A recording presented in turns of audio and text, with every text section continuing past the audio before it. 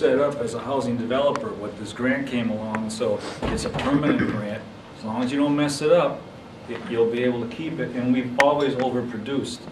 We put more people into housing than the grant asked us to.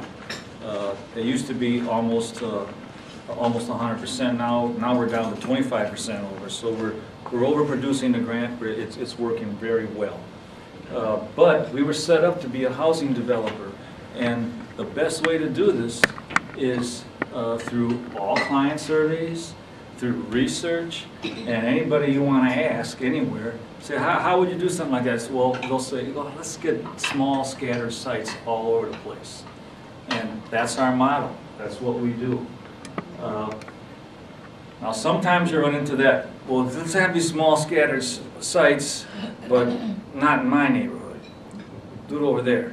You run into that once in a while, but with small scattered sites, you know, sometimes you can just show up and no one even knows you're there.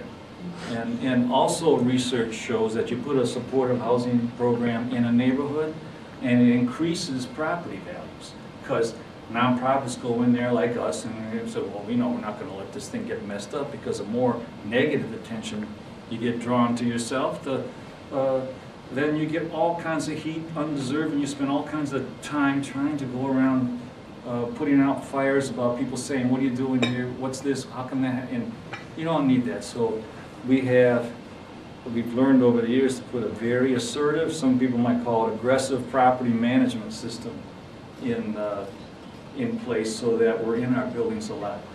So small scattered sites. So that's kind of how we got started and what the plan was. So how do you buy these things? How do you get them? Well, in Madison, you go to the Community Development Block Grant, CDBG. They got the money. They got it from HUD.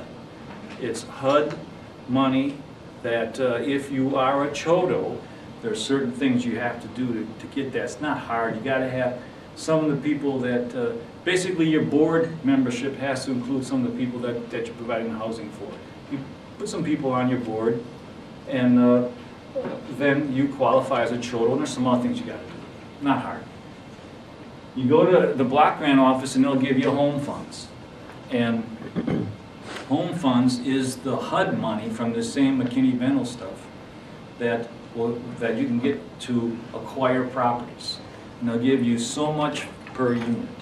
And in Madison, the way it works, the community has flexibility in how you can get it.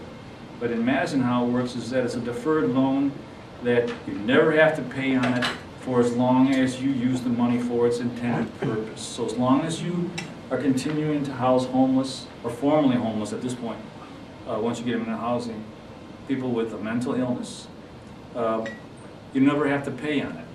So if you're a developer, your financial statements look terrible, because you have all these liabilities down there and all these loans that never go away. But as it was described to me by the housing guru in Madison who taught me all this stuff, he said, don't worry, the worse you look down there, the better you're doing. So it's cool. Yeah. Gene, are you worried, like, we do housing counseling, we're losing all our HUD funds. They eliminated them completely right at the time that we're all dealing with the housing bubble burst. Are you worried that those HUD funds might be going south soon? Shelter Plus Care won't, because all those folks would lose their housing and they'd be back on the street. It would be a disaster. The home funds have indeed been cut, and that is a worry. So right now I'm searching and trying to find some other ways where I can find some sources of funding where I could continue to grow my program with purchasing and acquiring properties, because now in a weird twist is a good time for me to buy some properties. Housing value has been depressed. There's a lot of, and I deal with multifamily units, and I'll show you some in a minute. And I want to get some as soon as we can.